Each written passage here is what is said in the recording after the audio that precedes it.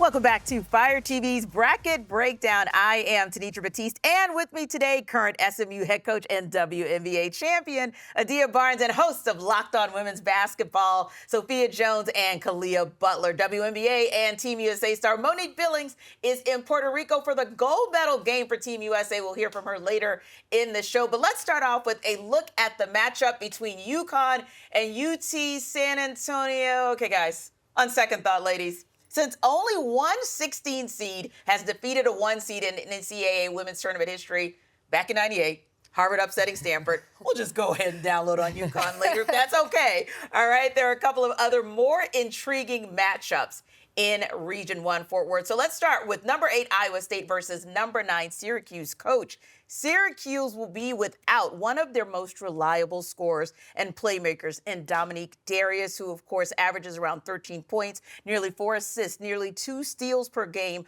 What does Coach Felicia Leggett-Jack's strategy need to be with Darius out with that left hand injury? Well, I mean, it's devastating because if you look at Felicia's history, she's always had a really strong point guard. So it is every coach's nightmare to go into the NCAA tournament after working so hard without a point guard.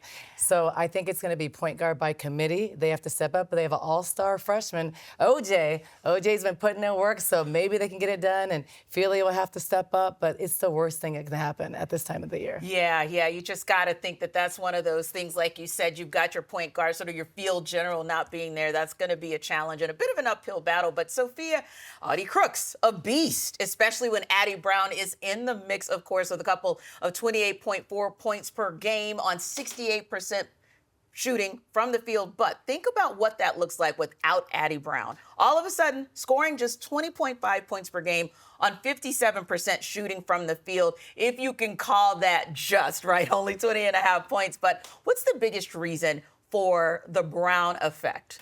Well, by herself, Audie Crooks is one of the most dominant players in women's college basketball. One-on-one, when she gets the ball in the paint, it looks like a mic and drill when she gets into that flow state. But you add Addie Brown into that scenario, she helps to draw out the defense so there's not as much congestion down low, liberating Audie Crooks. But Brown is 37% from three.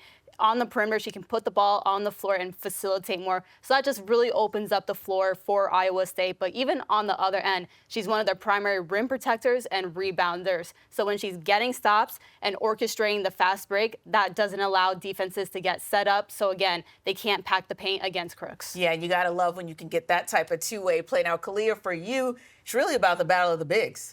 It is. I'm going to combine what you both said. Uche is OJ for Syracuse, who is just a freshman, but really playing like a vet right now, averaging 14 points per game, 9 rebounds, almost a double-double, and 2 blocks. I think she's a very versatile player. She can also protect the rim very well for the Syracuse team.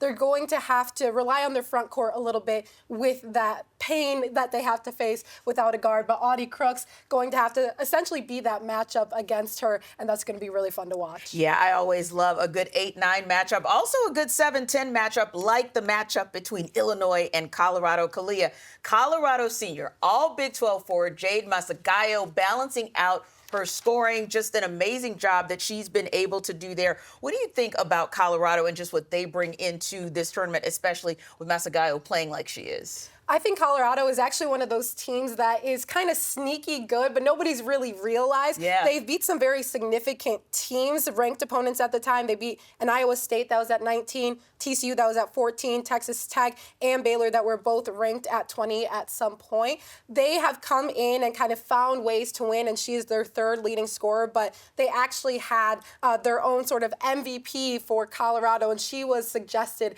as one. She's one of those role players that knows how to get a win. Yeah. And then Coach Shauna Green has 10 new players on Illinois' roster this season. I know you've definitely had those moments where you've had to kind of adjust with new players, but what's impressed you the most about how she's been able to mesh that team and get them to succeed so soon? I know she's really had them buy in with a star, keeping a star in Chicago, or from the area. Chicago kid Destiny Jackson has done a really good job. But I want to talk a lot, too, also about J.R. Payne. 10 new players. We all know, all the coaches in the country know, not the biggest amount of money, money to spend on players, and she's found a way to mesh that team. She told me last night she loves their discipline, their toughness, how they're gritty, and how they rebound the basketball. So I'm proud of her and what she's done and what she's been able to do. It's amazing. Yeah, and that's one of those things that we really don't talk about a lot or really kind of think about just in terms of how difficult and how challenging that is. And you guys, as former players, know all too well how challenging it can be as well to have to mesh new players in, especially when you know that you have a certain core, you've kind of developed sort of a pattern of play that you like, a style of play that you like. How was that for you guys whenever you had to kind of integrate a new player in? Yeah, good players are always going to figure it out, but there's a certain level of I got your back mentality that when you have the time to develop some chemistry, improves a roster, which when you see it in this Illinois program that accelerated that process is just extremely impressive. Yeah, it's always important when you're having that new system kind of being brought in. You said it best, Sophia. You have to have each other's back when it comes to something like this. And that's exactly what Illinois has relied on. Indeed. Well, and all of us coaches, we've had to pivot. Because this is the new way it is. It's like the pros. Right. You know, we talk about it's going to change every year. There's good and bad. The bad thing is you can lose a lot of players, and you may lose your stars because they'll get paid more money somewhere else. The great thing is you can get good really fast. We saw that in Syracuse. We saw that in a lot of tournament teams. But JR has done a good job of taking not all stars, not the best players, not the highest paid, but finding role players a lot like Texas Tech did, and they mesh them together. They find a system that get the great players that maybe have a chip on their shoulder, the blue-collar workers, and find a way to buy into her system. That's good coaching. That's really hard to do.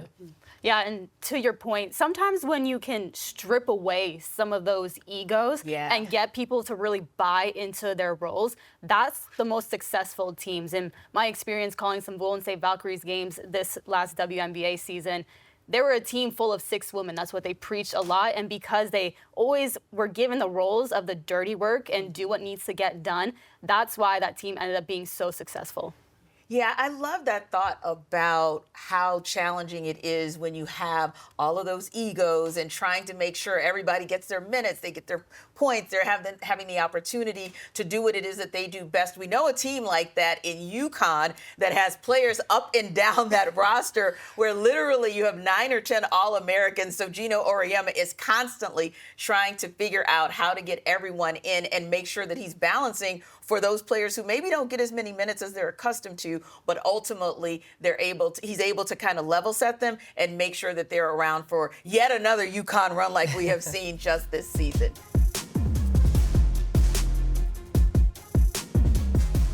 So we just talked about teams overperforming heading into the NCAA tournament, but when you're 34-0, are you really overperforming? Not so much. So here to talk about the lights out team that's never overperforming, just performing as well as they can, Huskies Locked On Yukon host Matt Shonvisky. So Matt, Yukon is looking for their 7th undefeated season to be capped off, of course, with a chip. But with their resume so far, how do they match up with those other Huskies teams that had gone undefeated? Very well. I feel like this is one of the deepest quality teams that Gino Auriemma's had in stores, maybe top 3 that he's had, top to bottom. Sarah Strong, National Player of the Year, in my opinion, will be AZ Fudd, upcoming #1 WNBA pick, no doubt. And then the depth that they have, there's 6 women off the bench. Blanca Quinones would be one of the star players on any other team in the nation. And she's coming off the bench. It just speaks to the depth and what they are able to do across the board. Gino definitely has one of the most talented teams he's ever had in stores. And that's saying something given the history, obviously, with this program. No doubt. And Matt, you talk about terms that are thrown out there, some of the generational players that have come into and in through that Yukon program. And I think really not just Sarah Strong, but really this entire underclassmen in the NCAA tournament, really across all the regions. But let's talk about Sarah because she is very much a contender for National Player of the Year. And I do think that to call her a generational talent is not a far reach. But what makes her so special? Everything. Offense, defense, she does it all. She can handle the ball. She brings it up, dropping dimes with assists, finding open players. The biggest impact that she's had on this team, on the men's side, it's a similar story. She's the head of the snake defensively. Yukon puts a ton of pressure on opponents, speeds them up, gets them uncomfortable, and it leads to a significant amount of turnovers. UConn's got 24.5 turnovers a game that they're forcing, tops in the nation. And it just leads to easy buckets. And a lot of that is Sarah Strong getting in passing lanes, being impactful on the defensive end, tipping balls, blocking shots.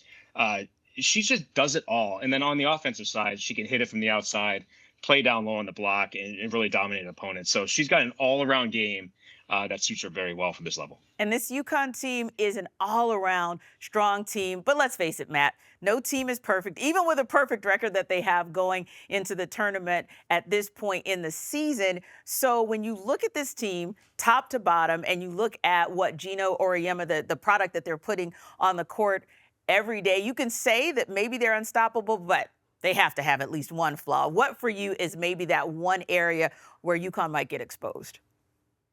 Yeah, I've talked about it throughout the season. Free throws, I would say. Yeah.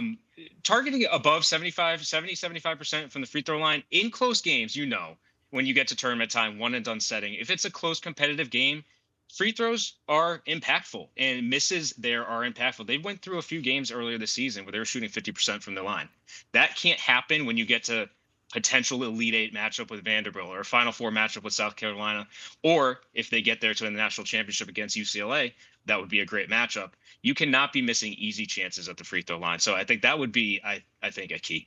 Yeah, and you have to think that the field is kind of looking at whatever the formula was that Michigan had, although it was earlier in the season, to see if maybe they can replicate that or maybe they can expose one of the weaknesses like free throw percentage or free throw shooting for this Yukon Huskies team. But ultimately, Gino Auriemma's squad looks like they are rolling and running straight to another title.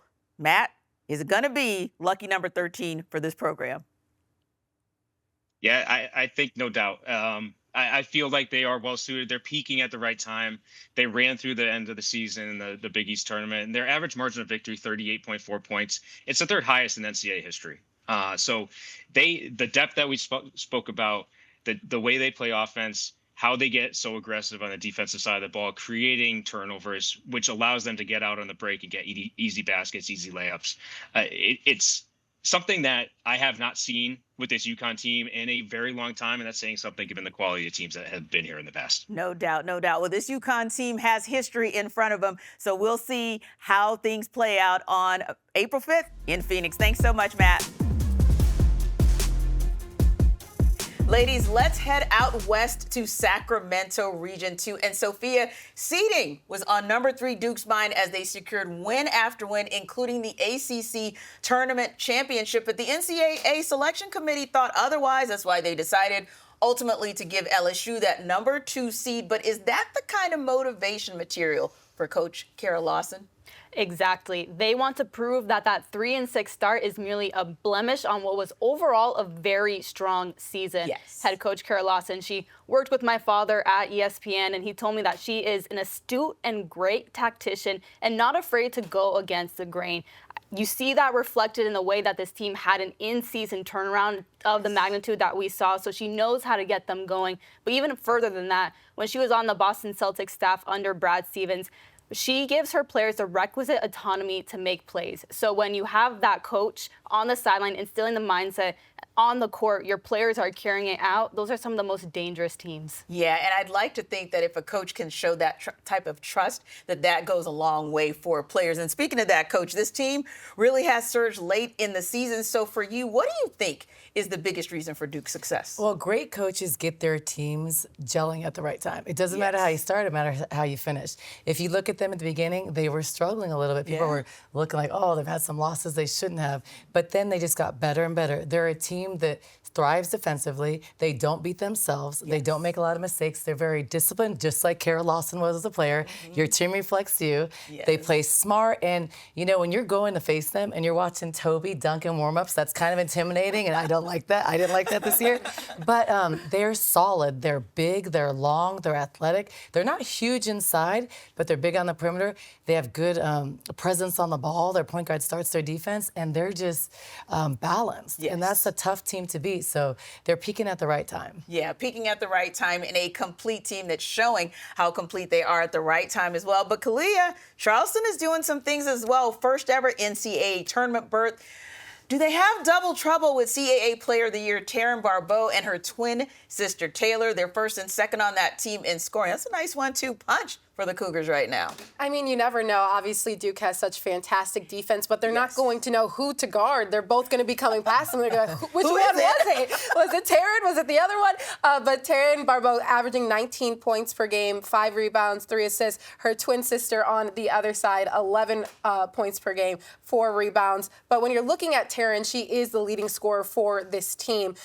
She's the program's first CAA Player of the Year, both last year and this year. She got it back-to-back. Rookie of the Year, and they're both underclassmen doing this as well. So they can give a much-needed boost against a very tough Duke defense to get past. Yeah, I'm very interested to see how that goes because I don't know about you guys, but sometimes on Instagram I follow these twins and their parents will be like, hey, which twin is it? I don't know. Do you know which twin it is? So is it Taryn? Is it Taylor? That's a good call. I'm really going to be interested to see how that plays out.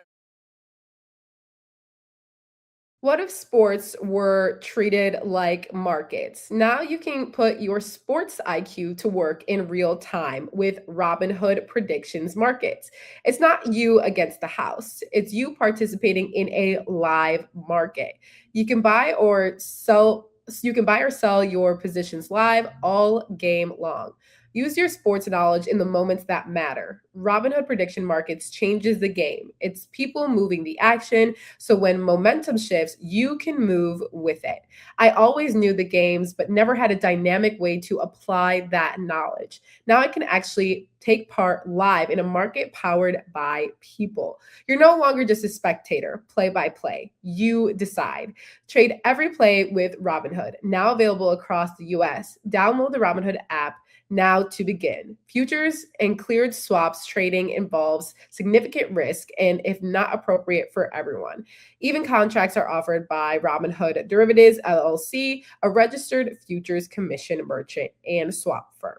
College basketball is nonstop. Big games, tight spreads, momentum swings every single night. From early tip-offs to late-night West Coast shootouts, there's always action on the board.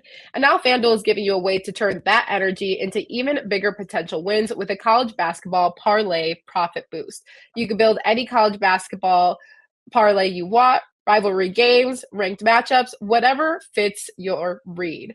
Right now, when we're looking ahead for who could possibly win the NCAA women's tournament, Yukon is favored. They are minus 270. We also have UCLA, Texas, and South Carolina that are all within question when we're rounding out who those number 1 seeds are. But people are actually kind of doubting that South Carolina is going to win it all this season. It's looking between a Yukon and UCLA. So go safe, go bold, ride with the team you've been following all season. It's your parlay, your style. Now with more upside behind it.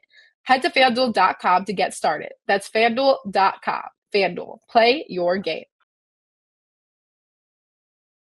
Also interested in the 7-10 matchup, Texas Tech versus Villanova. Coach Christy Gerlich faced a lot of adversity, turned over pretty much her entire staff after last season. The Red Raiders were picked to finish 14th out of 16 teams, but yet Gerlich has those ladies playing. How's she been able to get Texas Tech all the way together? She's done a great job. She's found a way to make a lot work with a little bit. Yeah. We all know she doesn't have the best resources in the country. Her AD came out last year and said how much revenue share they're giving her team, but she's found a way. She's changed her whole staff, which had a lot of backlash in the basketball world, but then she found a way to make it work. She does not have a superstar, but she has 9 returning seniors that found a way to gel, and they are not your 4 or 5-star players. Yeah. They are your 2-3 that she's turned in and she's developed and gotten better, and they've bought into her system, and she's done all this with an entirely new staff. Yeah. And that's very hard to do. So hats off to her. She went from struggling last year to Coach of the Year. Yes. Well deserved, and I think she's going to continue to do that, continue to build a really big program there at Texas Tech, her alma mater. Yes, yes. And if you want bold things to happen, sometimes you've got to make bold moves like she did. And Sophia, you got to look at Villanova,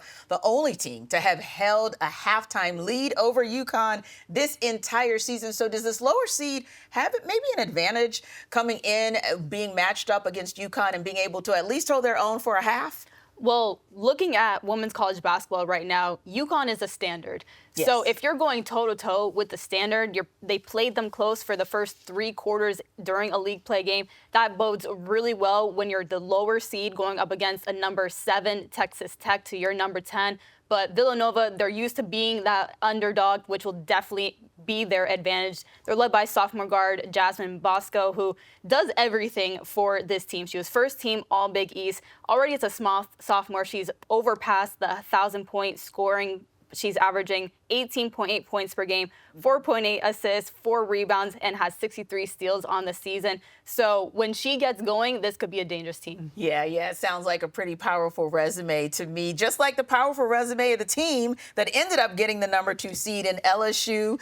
They'll be going up against Jacksonville. And, Coach, you know what we're really looking at. No offense to the team that's going to be on the court, but ultimately it's the fits for us because these ladies are fly, so we love to see when Kim Mulkey has her fly outfits on the side. So whether you're paying attention to that or Flau'jae Johnson and what her flow is going to be like. I want to hear her new rap. Right. I love hearing what she has to say game in, game out, season in, season out. But real talk, what's the biggest thing you're looking for in this LSU team that, to Sophia's point just a moment ago, might have a little chip on their shoulder? Well, Flau'jae is going to have something to prove. And Kim Mulkey's teams always have a chip on their shoulder. I don't care if they're number 1 seed. I don't care if they're 4.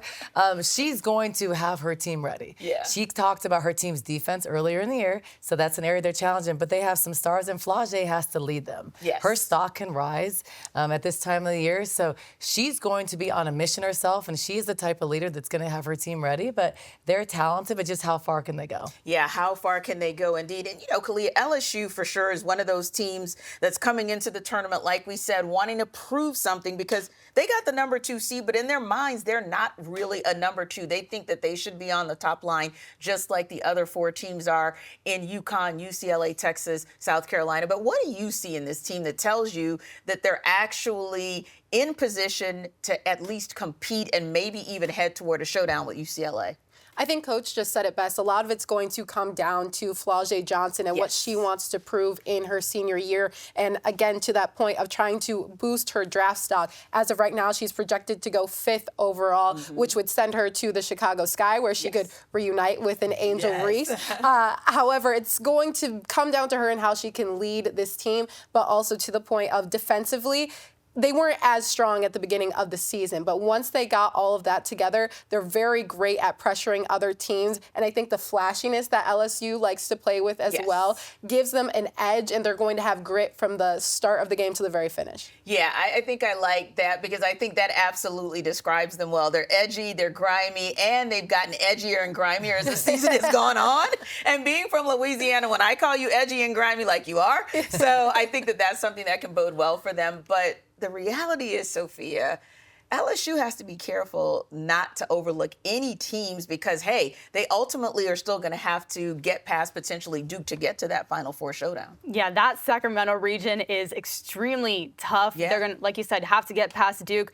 LSU won the first matchup back in November, 93-77 against Duke. But for the Blue Devils, it's night and day. So you can't go based off of your prior success. You have to approach this game like it's a brand new one. And you have the added layer of Flau'jae Johnson going up against Kara Lawson, where Kara Lawson was the head coach of Team USA, and she played a couple backcourt players over Flau'jae Johnson. There was a moment in this prior game when Flau'jae hit a shot and she ran down the sideline and let Kara know, like, hey, this is what you bench. I can imagine she's going to want to do that again. Yeah, and I think when I think about LSU, I also think about players like Malaysia Fulwiley. And so there's always some motivation or some underlying theme for them that says, hey, nobody believes in us. Nobody thinks we should be there. So I think they're going to have a lot to prove. And it starts with their play against Jacksonville.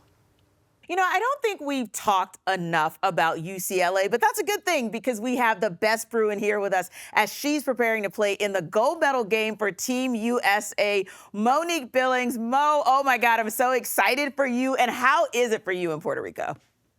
Oh my gosh, pinch me, first of all, T, because it's like, whose life am I living? Literally playing for the USA team. It's been a dream. Super excited to be here. Like you said, today is my last game. We're playing against Spain, 5 p.m. It's the gold medal game.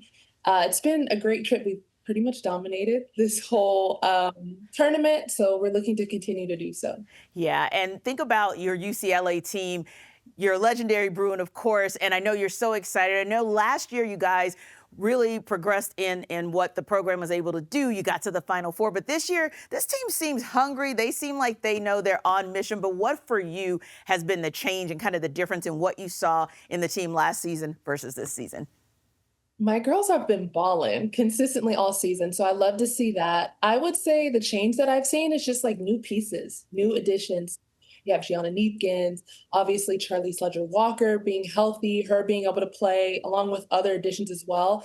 I like how UCLA just has a lot of weapons. They're stacked. Everyone knows their role. They come in, they're consistent. And something that people have been talking about with this team is toughness. So I'm really excited to see them kind of just prove the haters wrong, I would say, throughout this tournament. That's going to be, I think, a big shift, especially from last year, getting punched in the Final Four. They made it there, but taking that punch from Yukon, I would love to see that rematch, selfishly. And yeah, I just like how they've been really, really consistent, and they've just been steady all season long. And one of the reasons they've been so consistent, so steady, is because of the seniors. This is a really good class of seniors in the tournament overall. But let's talk about the UCLA seniors and how much growth you've even seen in Lauren Betts and Kiki Rice and them taking their game to the next level this year. I don't know if they get talked about enough. Yeah. I mean, it's a thing you say with West Coast versus East Coast hoops. I think UCLA, like you said, 2 seniors, they've been very consistent, along with their other seniors as well. I'm excited to see this draft class, how many of these young ladies will end up in a training, sticking to a roster. They're stacked, and I know that they're pro level ready. So I know it's going to be an emotional tournament, but like you said earlier, they're going to be very hungry. So I'm excited to see all of it. Now, you called it earlier. You know, I believe that UCLA is getting back to the Final Four. I know you do as well. Give me your other 3 Final Four predictions. You know what? I'm going all number 1. So I got, obviously, Yukon. I got UCLA, Texas, looking scary, and South Carolina. So you're going chalk, Mo. On chalk. I am. I mean, all of those teams have been so dominant. I do think that there's going to be tests along the way. Yeah. TCU is great. Duke looks scary good. So I think there's LSU. Got to shout out LSU. Yeah, no doubt. Along the way for these teams, but yeah, I'm definitely going chalk. Yeah, I think you make a good call about that number 2 line. Got to watch out for some of those number 2s. Maybe an upset special, but I like you going chalk. I think that those are 4 dominant teams, and that's why they landed in the number 1 spots. Now, for the final prediction, who are we going to see in Phoenix in that championship game? Oh, that one's tough. Okay, of course you got to go Yukon. Yukon, they look scary good. Yeah. They look, I think, like the best team in the nation. They've been number 1 consistently all year for a reason. And I might have to go Texas. I think Texas is just ramping up, getting better and better each game throughout the season. They look tough. Okay. So you're going with Yukon as far as the team that's undefeated, and maybe the Bruins get to the Final Four, but you're thinking Texas might sneak into that final game. I like where you're going with that because, Mo, I know you're bold, and I know you are not afraid to call it like you see it. So excited for you. Congratulations on all the success of Team USA. Good luck to you guys tonight in the gold medal round, and, of course, we look forward to seeing you here next week. Thank you. I miss you guys so much. Yes. I'm going to with the gold medal. And yeah, hold it down in Dallas for me.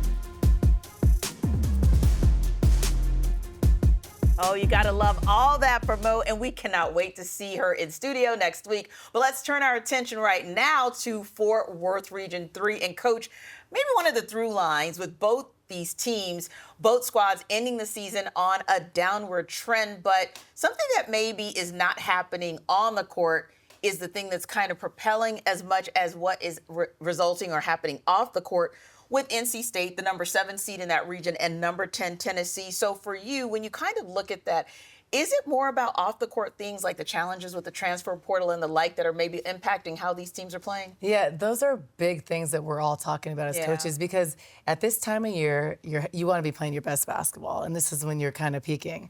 The teams that have a tremendous amount of talent that aren't, this is usually why. Yeah. It's usually the portal. The portal season is coming up in a couple weeks. a lot of players are talking about the movement. Agents are shopping players around. So there's a lot of distractions. Yeah. And you see that with the NC State, you see that with the Tennessee, because they're too talented to end the way they have. So which team can get it together? Is it NC State? They have inside-out saying they should go far.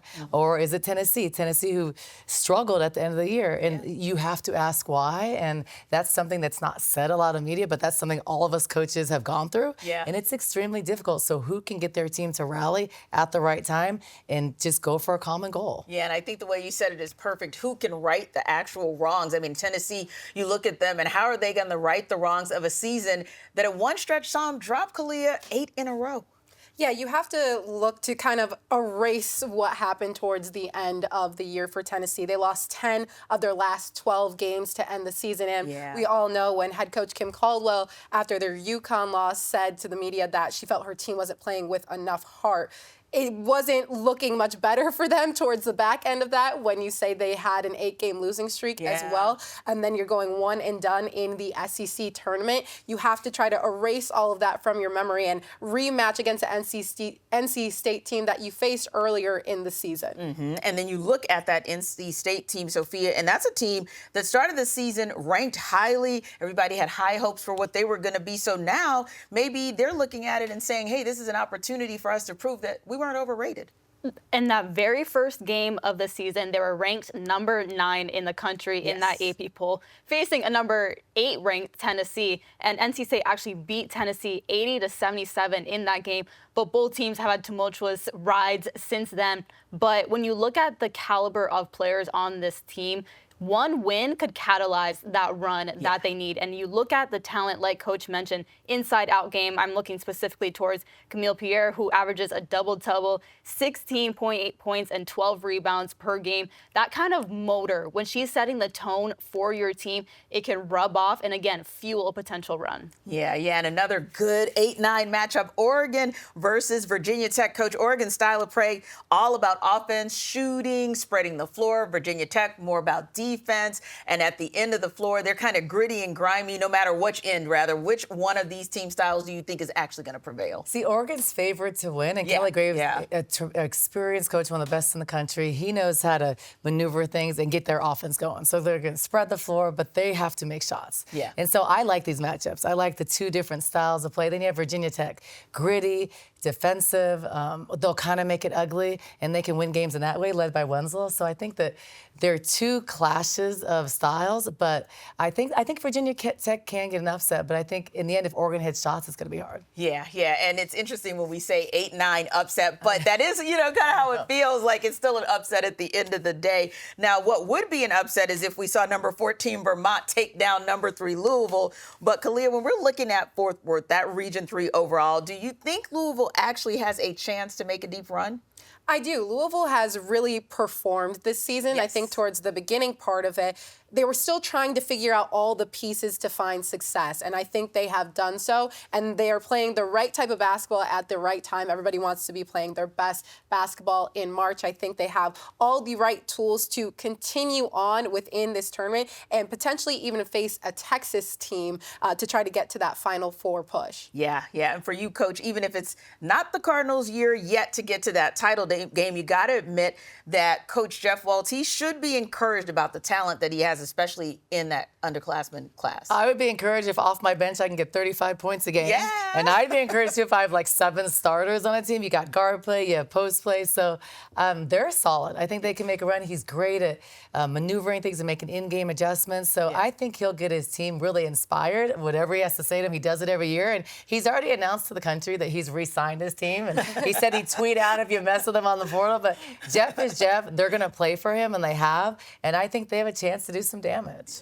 Yeah, and combining both your points, talking about the depth that Louisville has and the potential run going deep in the tournament, when you don't know who to scout for, that is a coach's nightmare. Yeah. And these games have very tight windows in between each matchup, so you don't know what you're going to get, and you don't have a lot of time to prepare most of the time. But with 7 different leading scorers, those points per game off the bench is second in the country. When you can look towards multiple options, especially during a heavy game schedule, yes, that makes it more fluid for everyone. Yeah, nothing like a coach having the opportunity just to be able to not just rely on the starting 5, but just to know you have that bench depth and that somebody else can come in, step up, maybe be the X factor and make a difference. Now, South Carolina is one of the only 2 teams in women's basketball to have gone to 5 straight Final Fours, the other being, of course, Yukon. So assuming the Gamecocks and the Huskies don't become only the second 1 seed in women's basketball history to fall to a 16 seed, we're going to turn our attention to some more compelling matchup. Let's start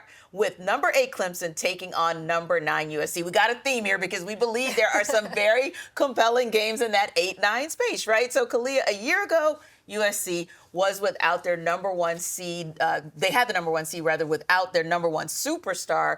Then their run ended early as a result of that. Still this year, no 12 for that team. But what is the strength of this USC team this season, even without Juju Watkins? Yeah, you definitely feel Juju Watkins' presence not being there. Yes. That is felt. But you have a Jazzy Davidson, who is the freshman of the year, that's been able to step up and lead USC in every single category.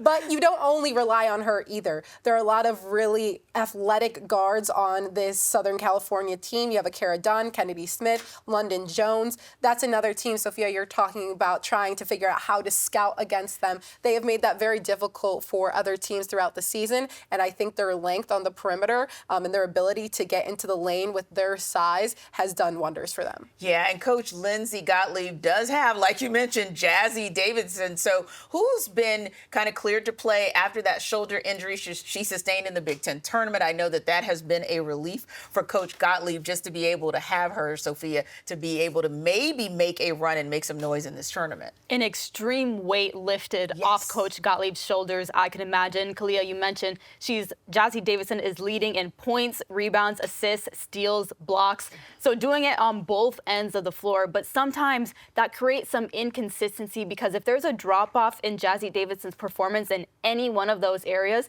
the whole entire team is affected. And that's why USC has slipped to this number 9 seed. Yeah. And you need Jazzy Davidson to show up and really set the tone for this team, which is a lot of pressure on a freshman, but she's handled it. Yeah. And, Coach, we talked about some of the big-time players and the big names. Of course, no Juju Watkins, but the name is synonymous with that program. Jazzy Davidson's name starting to become synonymous with USC as well. Clemson, totally opposite. No big-time players, no stars, a new head coach in Sean Poppy, but yet they're competing. How have they been able to compete at such a high level to this point this season? These coaches that have done a really good job of just maneuvering and finding the right pieces of role players that do well. You see it in Texas Tech. You see it in just a lot of different teams. I think that Poppy has done a good job. No superstar, like you said, got a local player to come back.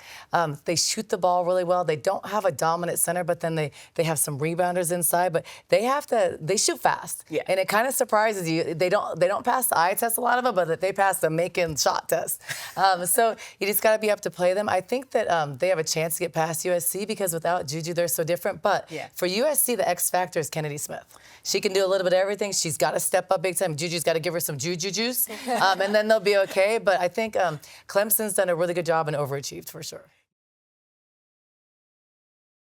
Workplace chaos, deadlines stacking up, inbox overflowing, and the one position you have to fill still sitting open. When the pressure's on and you need the right hire, this is a job for Sponsored Jobs. Indeed Sponsored Jobs helps you reach the people who actually fit what you're looking for. Skills, experience, location, so you're not just hoping the right candidate stumbles across your post. And here's a stat that says it all. In the minute I've been talking to you, companies like yours have made 27 hires on Indeed, according to Indeed data worldwide. So if you're hiring, spend less time searching and more time interviewing candidates who check all your boxes with Indeed Sponsored Jobs. Spend less time searching and more time actually interviewing candidates who check all your boxes. Less stress, less time, and more results. But you need the right person to cut through the chaos. This is a job for Indeed Sponsored Jobs. Listeners of this show will get a $75 sponsored job credit to help get your job the premium status it deserves at Indeed.com/podcast. Just go to Indeed.com/podcast right now and support our show by saying you heard about Indeed on this podcast. Indeed.com/podcast. Terms and conditions apply. Need to hire? This is a job for Indeed sponsored jobs. Yeah, and Coach, when you talk about teams that are, I'll say a little surprising, but maybe we can get another surprise out of them. I think Oklahoma has been the surprise, but Idaho maybe can be the surprise. So when I look at Oklahoma, we're talking about a high-powered offense that has led them to an upset win over South Carolina earlier this season. 11-5 record in the SEC in their inaugural season. Pretty darn impressive. How are they able to do so well in that conference, with such a different style of play? Well, it's shocking to everyone. I think everybody was like, "Whew, that's totally different style. Can they sustain in the SEC?" And they really have, because I think they're different. They're harder to match up. Their offense is fast. They score a lot of points, but the addition of Reagan Beers inside has been crucial. Yeah. And then they have a freshman point guard, but I think it offsets it with the experience around the perimeter. And I would not want to face them. If I saw them on there, I don't care if they're ranked, I wouldn't want to play against them. They have the potential to get hot and do really well. So, but Beers, I think Beers, she was dominant also at Oregon State.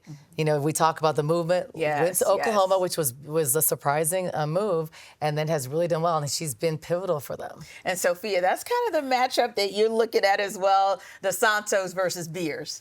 Yeah, like you mentioned, Oklahoma's offense, very high octane. They like to score early in the shot clock, and Reagan Beers, she initiates all of that with her rebounding. But because Oklahoma's offense gets so spread out, it allows Beers to capitalize on that freedom and dominate the interior. But on the other end for Idaho, forward Deborah Dos Santos had the opportunity to call a lot of her games last year at the University of San Francisco. Multiple of her 15-plus rebound games. And she's undersized, but uses her body really well and just has an outstanding nose for the ball. I'll be really interested to see how that matchup between her and Reagan Beers plays out, because I mentioned Dos Santos good at using her body. She's put a lot of other players into foul trouble before, and Reagan Beers does have a proclivity to get herself sidelined early. Yeah, and that's something you want to look out for, because we talked about it before. When you look at things like small margins of victory right down to the wire, you're going to be looking at who's in foul trouble, who's in the bonus, who can get those free throws to go down at the end. So, yeah, that is something to watch as well.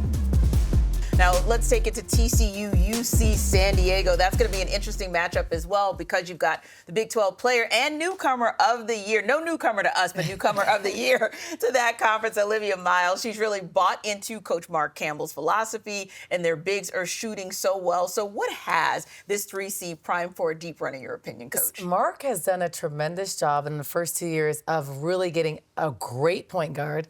And if any 6'5" and above player, Mark is going to go after. So whenever you're recruiting a big, Mark is going after 6'5", 6'6", 6'7", 6'8". Huge players inside. Plays a pack line defense, so they're in rebounding position. Has a dynamic point guard with shooters all around. Yeah. And so his system, he's recruited well to his system, and he's done incredibly well. So Olivia Miles, if I was playing with her, I would be running around with my hands up, just like Tisha Pinachero back in the days. But I didn't realize how good she was until I was with USA Basketball. Mm-hmm. And on the committee there, where you're choosing the team, I'm like, she sees the floor. She's so phenomenal, but they rely so much on her. Yeah. So she's going to have to really show up and lead this team and be phenomenal. And really, she struggled at times shooting from outside. Mm-hmm. She's got to be able to do that for them to win. But he's done a good job of putting the right pieces that fit his style. Yeah. To the point of head coach Mark Campbell, I think the fact that you bring in Haley Van Lith to transfer for her final season last year, have the success that they did. Now you get an Olivia Miles that's kind of taking that spot, and the fact that Olivia Miles openly said that she wanted to come to TCU, have an extra year. She could have been in the WNBA already. The fact that she wanted to get better, and she felt that she could do that with a TCU team, with a TCU system, I think that says a lot about what head coach Campbell has been able to do and the success that they could possibly have in this tournament too. Yeah, and Kalia, you make a great point, because whenever you have players like that who are saying, hey, we're coming to the university, we're coming to the program, we're buying in, and then you see the type of success they have with Haley going on to the W, and then you see Olivia, we know she's going to go to the W as well, probably even a lottery pick, if you will. That speaks volumes to how you can keep building and maybe making this program one of those perennial powerhouses in women's college basketball. But a powerhouse that's building, UC San Diego. It's only the second season after UC San Diego was fully declassified to a D1 program. Sophia, why has this program, in your opinion, had so much success this early? They're incredibly well coached. They play together and they always play hard. Yeah. I called one of their games earlier this year, and when I spoke to head coach Heidi Vanderveer, if that name sounds familiar, it's because she is the sister of legendary Stanford head coach Tara Vanderveer. But she told me that in their success, she carries over the culture and develops consistency and continuity. So that's why we're seeing this rise for the Tritons. And I also look towards their captain, Sabrina Ma. She was one of my former teammates, and she has an incredible, infectious energy and really served as that bridge for newcomers and underclassmen. They were one of the top teams in the Big West. And for a team that's newly admitted to Division I basketball, their run has been incredibly impressive. Yeah, to think about that in just the first full season, very, very impressive for what they're able to do. So I'm just kind of excited because it's always good when we can talk about different programs that are kind of rising or building. But ultimately speaking, the powerhouses are what they are. We're all going chalk here when it comes to the Final Four. If we're being honest, we're going with the 1 seeds. We're going Yukon, UCLA, Texas, and South Carolina. But with those 4 teams, what is it that you guys kind of see in them that says, hey, I believe that they're going to win out in their region, and then we're going to be having a conversation about them in the Final Four? Well, I mean, we're all talking about Yukon. I think Yukon, I mean, that's like the bias, but it's like hard not to because there are teams that they may match up with the Vols. We could see a Texas and a Yukon, but Yukon is just better right now. They're better in so many ways. And with Sarah Strong, and if you look back, no one thought they'd be as dominant as they are right now. I know I didn't. I didn't think Sarah Strong would be as successful as she is. I knew she'd be good. I didn't think she'd be phenomenal and up for Player of the Year. So they have all the pieces. I think it's one of his best teams ever. And if I'm Gino, I'm not retiring until after Sarah leaves. But he's continued to just do such a great job. We all talk about going to the Final Four one time or making it there. To sustain success, regardless if you have 15 All-Americans, if you don't, winning is very hard. You don't realize that, so you're a coach. It's very easy to coach from the seats and from the television, but winning and putting the pieces together, getting everybody to buy in. And the difference I've seen as a player and as a coach, the Yukon players are different. They're different in the WNBA. They have a different culture. They have a total a different mindset team, and they are really successful in the pros. But he instills that, he demands that, and he just finds a way to get it done. That's why he's the best. Yeah, and respectfully, that's why we're having a conversation again when we look back and say, oh, wow, Yukon has an opportunity to be a repeat champion. Oh, who was the last repeat champion? Oh, I know, Yukon. Okay, who was the one before them? Yukon. It's because they literally had a four-peat. And even in sort of the quote-unquote lull period where we started to see some of the other programs kind of come into prominence, like a South Carolina, Yukon was always still there. Yukon was always still in the conversation. But that conversation, Kalia, still no doubt has broadened, right? And so that's why we're still having some conversation and some discussion and debate about a UCLA and whether or not they can pull it off, about a Texas and even a South Carolina in the Final Four. Yeah, I think UCLA is another team that you kind of have to look to because there was an argument between Yukon and between UCLA of who was going to be the #1 overall seed in the tournament. Obviously, Yukon, an undefeated team, they passed the eye test. It's Yukon. They're going to be the #1 overall seed. But UCLA has put together such an impressive resume. When you're looking at their 19 quad 1 wins, which is 10 more than what Yukon has had this season, the fact that they've also been able to win comfortably within the Big Ten that has consistently 8 to 9 teams that are within the top 25 polls, that is an impressive feat in itself. But I also believe the veteran leadership on UCLA, this is going to be the last time they can really make a run like this. That's going to be the chip on their shoulder. They have 5 to 6 seniors and grad students on this team, that this is really their final push that they are going to give their all. But they have so many weapons from the inside with Lauren Betts. You have the outside. And now you have her sister on top of it, too, with Sienna. But then you have the outside play. Their guard play has gotten so much better than even just from last season. There's so many opportunities for UCLA to be successful.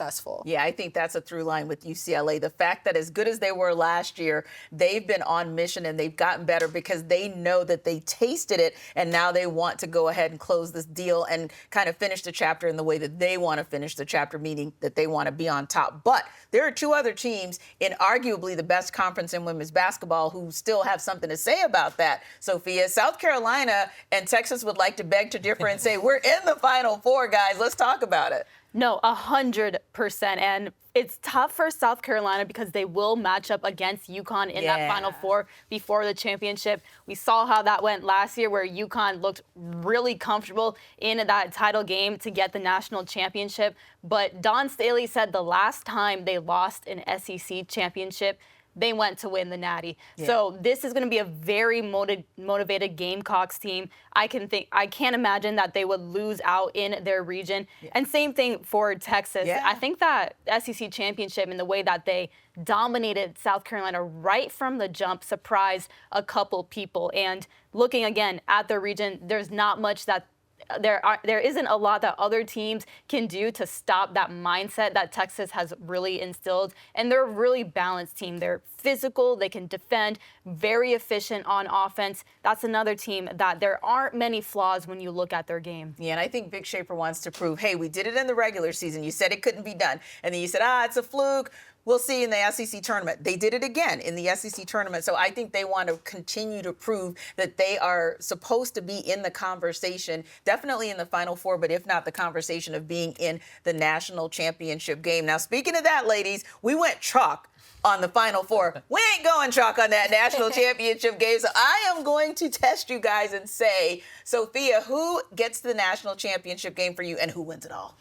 I'm going to go Yukon versus Texas in my national championship. I do think Texas will get the edge over UCLA. I'm looking back at that game they played on a neutral site back in November where Texas got the edge, and they looked really comfortable in that win because they just took UCLA out of the game and were the more physical team that really stunned them. So that's why I'm picking Texas over UCLA. And then final champion, it has to be Yukon. They just look too comfortable. And for a team like Texas that might be a bit more battle-tested making their way through, Yukon, in comparison, will most likely breeze and they'll be rested. Kalia, I know that you landed with all the ones getting into the Final Four, but where'd you land for that title game and who gets to cut down the nets? I'm going Yukon and UCLA. I think UCLA can get the edge and outbeat a Texas to be the one that's going up against Yukon in the final game.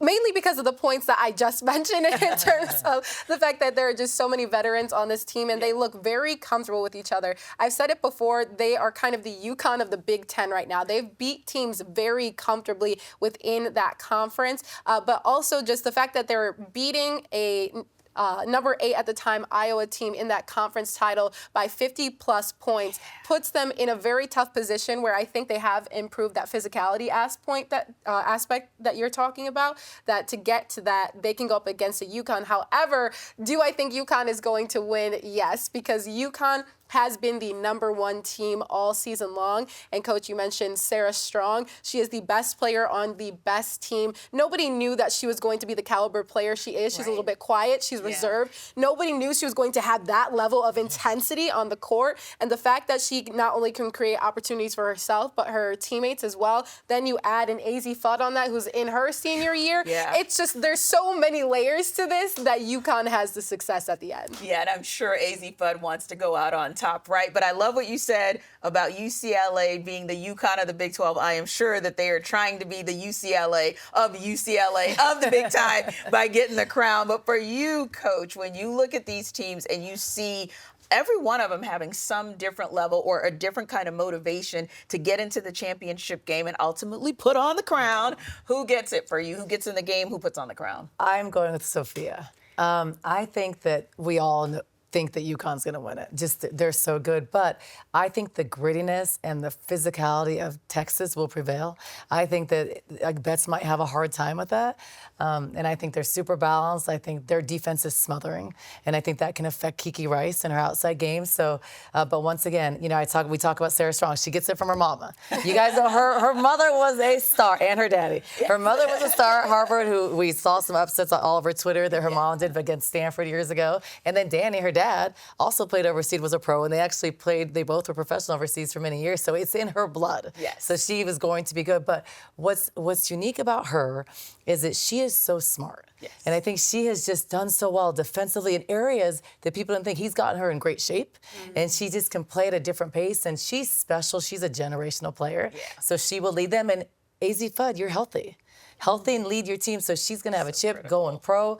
I saw something on Twitter yesterday. It was funny. Her dad used to saran wrap one of her arms to make her a lefty shooter, but she's got really smart basketball coaching parents that coach really well, really good teams, and we're both good players too. So it's also in her blood, but those two stars are going to lead their teams. Yeah. It's hard for me to go against South Carolina. It really is. Me too. I love Dawn. You guys Dawn. know, exactly. I love Coach Dawn Staley. Of course, she has a lot of connection points in Atlanta, so I've had an opportunity to not just watch what Coach Dawn Staley's been able to do, but a number of her players. But unfortunately, you lose that SEC championship game, so that then puts you in the quadrant where you're going to bump heads with Yukon, which makes it then difficult for me to kind of go against Yukon. Now, I do think it's Yukon that's obviously going to be in the championship game. I'm going to go with Texas.